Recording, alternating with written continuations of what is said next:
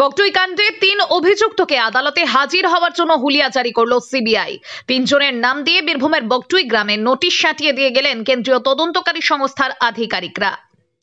স্থানীয় সূত্রে খবর, শনিবার বগটুইতে গিয়ে নোটিশ সাঁটিয়ে দিয়ে যান সিবিআই এর লোকজন। তাতে ৩ জন অভিযুক্তের নাম রয়েছে রোহন শেখ, মারফত শেখ এবং খুশিল শেখ। এদের মধ্যে রোহন বগটুই কাণ্ডে ধৃত এবং সিবিআই হেফাজতে থাকাকালীন মৃত্যু হওয়া লালন শেখের ছেলে। মারফত শেখ বগটুইয়ের ঘটনার দিন নিহত ভাদু শেখের বাবা।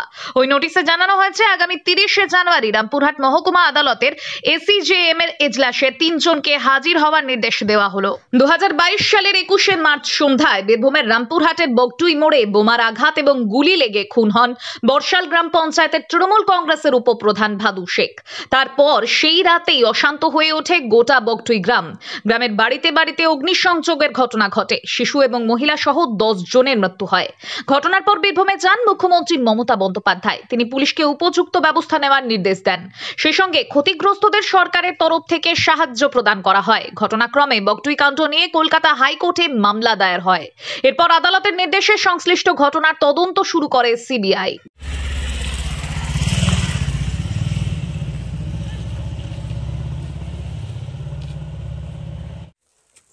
হ্যাঁ, কয়েকদিন আগে কেন্দ্রীয় ইনভেস্টিগেশন দল যারা এখনও পর্যন্ত অধারা তাদের বিরুদ্ধে নোটিশ দিয়ে গেছে এবং কিছু বায়ানও ওনারা করে গেছেন।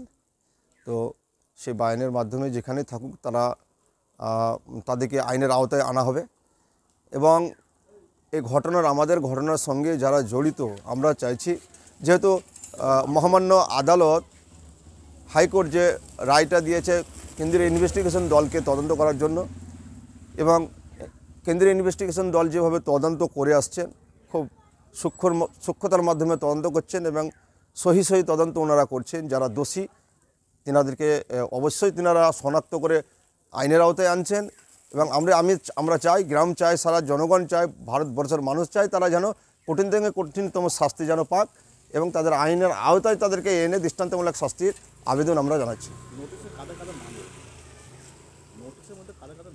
যে নোটিশগুলো 3 জনের নামে দিয়ে গেছে সেই 3 জনের নাম হচ্ছে, একজন হচ্ছে মারফত, দ্বিতীয় ব্যক্তি হচ্ছে খুশিল শেখ, সে তো ঘটনার পর থেকেই পলাতক আছে, এখনও পর্যন্ত তার খবর পাওয়া যায় না। আর তৃতীয় ব্যক্তি হচ্ছে রোহন।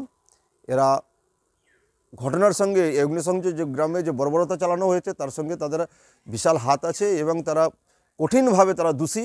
তাদের মানে কঠিন থেকে কঠিনতম শাস্তির দাবি আমরা জানাচ্ছি এবং তাদেরকে আইনের আওতায় এনে ফাঁসির দাবি জানাচ্ছি। যদি আইনের আওতায় আইন যদি থাকে তাদের ফাঁসি দেওয়ার, তো আমরা ফাঁসির দাবি জানাচ্ছি। তাদের যেন ফাঁসি হোক, তাদের বেঁচে থাকার কোনো অধিকার নাই। মহামান্য কোর্টের কাছে আমাদের এই কলেজের আবেদন, তাদের যেন কঠিন থেকে কঠিন শাস্তি হয়। নোটিশগুলো মোটামুটি দিন 4 আগে নোটিশগুলো দিয়ে গেছে। আর কলকাতা বা বর্ধমান নয়, এবার এক ছাদের তলায় সমস্ত রোগের উন্নত মানের চিকিৎসা পরিষেবা পেয়ে যাবেন মল্লারপুরের বিএনএস আয়ুষ্মতি হাসপাতালে। বিএনএস আয়ুষ্মতি হাসপাতাল, বাহিনা মোড়, NH14, মল্লারপুর। বিএনএস আয়ুষ্মতি হাসপাতালে স্বাস্থ্যসাথী কার্ডের মাধ্যমে সমস্ত রোগের চিকিৎসা করা হয়ে থাকে। আমাদের এখানে রয়েছে উন্নত মানের যন্ত্রপাতির আধুনিক অপারেশন থিয়েটার, ICU, CCU ও উন্নত মানের ল্যাবরেটরি। বিএনএস আয়ুষ্মতি হাসপাতাল, মল্লারপুর।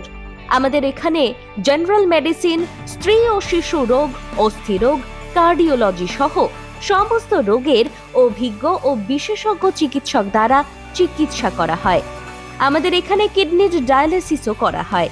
আমাদের ঠিকানা বিএনএস আয়ুষ্মতি হাসপাতাল, মল্লারপুর, NH14, বাহিনা মোড়ের কাছে।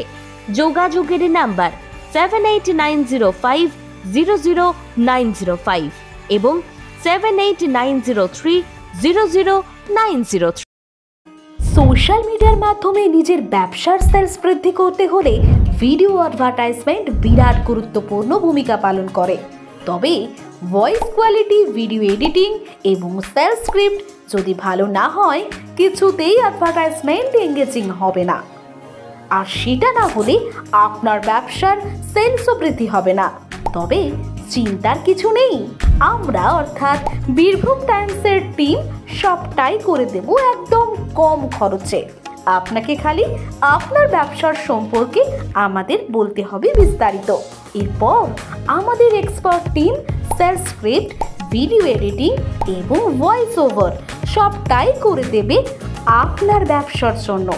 অ্যাডভার্টাইজমেন্ট ভিডিও ডেমো দেখতে, বিস্তারিত জানতে এবং অর্ডার করতে হোয়াটসঅ্যাপ করুন 9153893545 অথবা 9434113040 নম্বরে।